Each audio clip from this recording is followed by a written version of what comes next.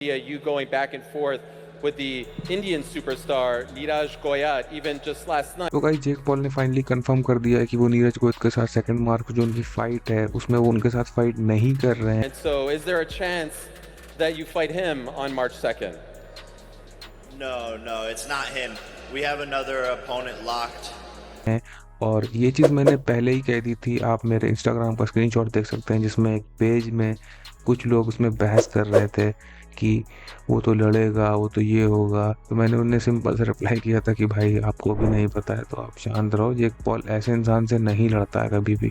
तो मैंने ऐसा क्यों कहा था और क्या रीज़न है कि जेक पॉल हो सकता है कभी नीरज गोयत से फाइट ना करें या क्यों कर सकते हैं, इसका पूरा जवाब इस पूरी वीडियो में मिलने वाला है। तो मैंने ऐसा पहले ही कैसे प्रिडिक्ट कर दिया, इसके बारे में जानने के लिए हमें जानना होगा जेक पॉल की हिस्ट्री को। तो जेक पॉल ने अपना करियर स्टार्ट किया था बेन एस्करेन से फाइट करके, और जाहिर सी बात है उन्होंने उनको इसलिए चुना था क्योंकि बेन एस्करेन एक अच्छे रेसलर हैं और हमेशा से यूएफसी में रेसलिंग के तौर पे ही जीतते हैं। तो उन्होंने उनको चुना, और रेसलर्स की जो स्ट्राइकिंग होती है वो बहुत ही मेडियोकर होती है जनरली। इवन अगर आप खबीब को भी लेके चलो जो कि लाइट वेट गोट है, मतलब वो यार अबव द बेल्ट वाला बंदा है, बट स्टिल वो बॉक्सिंग में थोड़ा हरा देगा।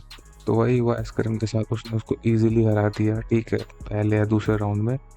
फिर उसने वॉश्ड वुडली को चुना। टायरन वुडली एक समय पे यूएफसी के बहुत ही डोमिनेंट चैंपियन थे, पर बाद में जब वो एकदम वॉश्ड हो चुके थे, है ना, उनकी इतनी इंजरीज वगैरह हो चुकी थी, तो उसके बाद से वो फाइटिंग करियर में कुछ नहीं कर पा रहे थे, तो उन्होंने बॉक्सिंग मैच लिया, तो उन्होंने उसको हराया। तो इस तरीके से फिर उसके बाद उन्होंने सिल्वा को हराया। एंडरसन सिल्वा भी एक गोट का स्टेटस है, उन्हें मिडिल वेट गोट की तरीके उनको ट्रीट किया जाता है यूएफसी में आज भी। तो सिल्वा को भी उनकी किक्स के लिए ज्यादा जाना जाता है, ना कि उनकी बॉक्सिंग स्किल्स के लिए। तो उसने उसको चुना, ऊपर से वो 40 या 41 ईयर्स ओल्ड का सिल्वा जो कि अपनी प्राइम से बहुत आगे था, तो सिल्वा को भी उसने हराया। तो इससे आप पैटर्न समझ सकते हैं कि वो कौन से लोगों को जनरली चैलेंज करता है। तो नीरज गोयत जो कि करंटली एक एक्टिव बॉक्सर है, जाहिर सी बात है वो उनको तो नहीं चुनने वाला, क्योंकि इतना वो रिस्क क्यों लगाएगा अपने आप। और साथ ही में अगर आप दूसरा पैटर्न समझ पाए कि वो जो दूसरा पैटर्न लेता है ना, वो है कि या तो जो बंदे हैं वो उसके बराबर पॉपुलर हों, जो कि बहुत मुश्किल है क्योंकि यूट्यूब में जेक पॉल बहुत ही बड़ा नाम है, बहुत पहले से वो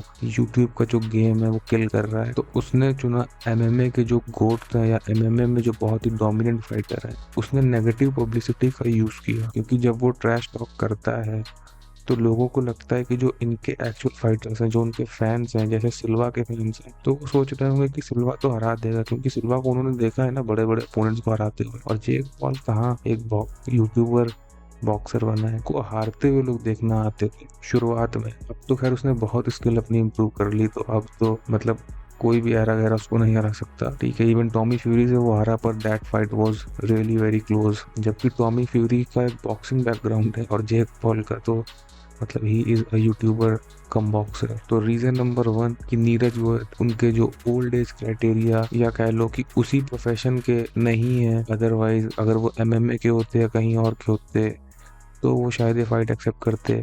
दूसरा जो क्राइटेरिया मैंने अभी बताया कि वो इतने भी पॉपुलर नहीं है। आप नीरज गोयत की जा करके फॉलोइंग चेक करो, वो तो अभी उनकी बढ़ी है जब से उन्होंने जेक पॉल को चैलेंज किया, उसमें उनको काफी गेन हुआ है।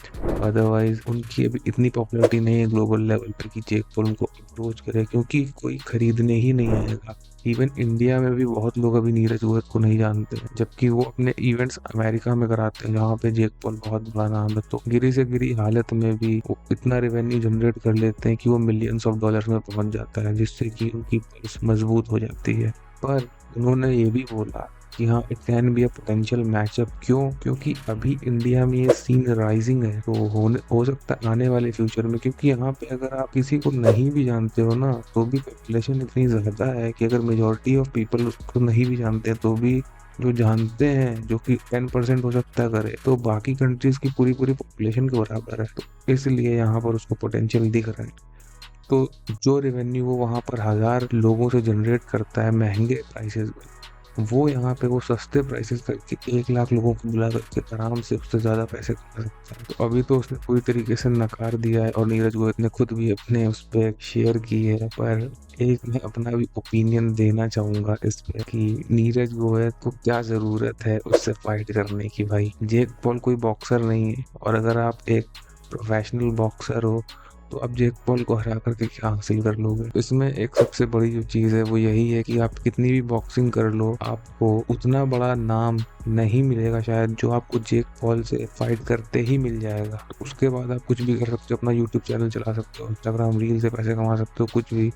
तो सबसे बड़ी चीज तो पहले तो पैसा है इसमें भी। फिर अगर आपने भी पैटर्न देखा कि Ben Askren, Tyron Woodley, Anderson Silva कि आप जैक पॉल से फाइट करो, इनको क्या जरूरत पड़ी कि आप जैक पॉल से फाइट करो और फिर उसके बाद हारो और बेइज्जती हो आपकी। मतलब बेसिकली बेइज्जती तो नहीं, पर मतलब एक जो गोट का स्टैम्प होता है वो थोड़ा सा है ना स्टेन कर जाता है कि भाई आप हार गए इतने बड़े इंसान से, तो क्या जरूरत पड़ गई। तो भाई सब लोग देखो पैसे के लिए हैं। तो जैक पॉल से जब आप फाइट करते हो तो भले ही आप पहले राउंड में नॉकआउट हो गए जैसे बेन एस्करन हो गए, तो उससे उसको कोई मतलब नहीं है ना। पैसे तो उसके पास आ गए भाई जितने आने थे, 1 मिलियन 2 मिलियन। आप यूएफसी में फाइट करोगे तो यूएफसी में क्या होता है कि अगर आप अनरैंक्ड अपोनेंट या कोई बहुत बड़े स्टार से फाइट नहीं करो, जैसे कॉनर मैग्रेगर है, आप उससे अगर फाइट लेते हो तो आपको बहुत ज्यादा हैवी अमाउंट मिलता है। अदरवाइज आपको ऐसे ही कोई भी आप फाइटर से फाइट कर रहे हो 5th रैंक 6th रैंक, ठीक है, तो स्किल वाइज वो भले ही कितना अच्छा हो लेकिन आपको उतने पैसे नहीं मिलते क्योंकि पेपर व्यूज जो टिकट्स हैं वो इतने नहीं सेल कर रहे हैं। तो मेरे ख्याल से नीरज गोयल भी यही अपॉर्चुनिटी ना ग्रैब करना चाहते हैं कि अगर उनको गिरी से गिरी हालत में $1 मिलियन भी मिला, जो कि $1 मिलियन मतलब आप जैक पॉल से फाइट करोगे तो आपको मिलेंगे, उससे ज्यादा ही मिलेंगे। तो 1 मिलियन यहाँ के हिसाब से होता है 8 करोड़ रुपए, जो कि आप प्रोफेशनल बॉक्सिंग करते रह जाओगे, ठीक है, टॉप रैंकर्स को बीट करते रह जाओगे, पैसे आपको उतने नहीं मिलने वाले क्योंकि इन स्पोर्ट्स में इतना पैसा नहीं है अनटिल और अनलेस आप बहुत बड़ा नाम बन जाओ, जैसे कि टाइसन फ्यूरी, एंथनी जोशुआ, जो WBC रैंकिंग्स में फर्स्ट रैंक्स वगैरह पे। हालांकि नीरज गोयल WBC रैंकिंग में एंटर करने वाले पहले इंडियन है, पर वो रैंकिंग में एंटर करें तो ये फर्क होता है। इसलिए लोग जैक पॉल से फाइट लेने के लिए बिल्कुल मतलब सोचते हैं। तो ये एक थोड़ा सा पब्लिसिटी स्टंट टाइप का था। हाउएवर इसकी जीरो पॉसिबिलिटी नहीं है, पर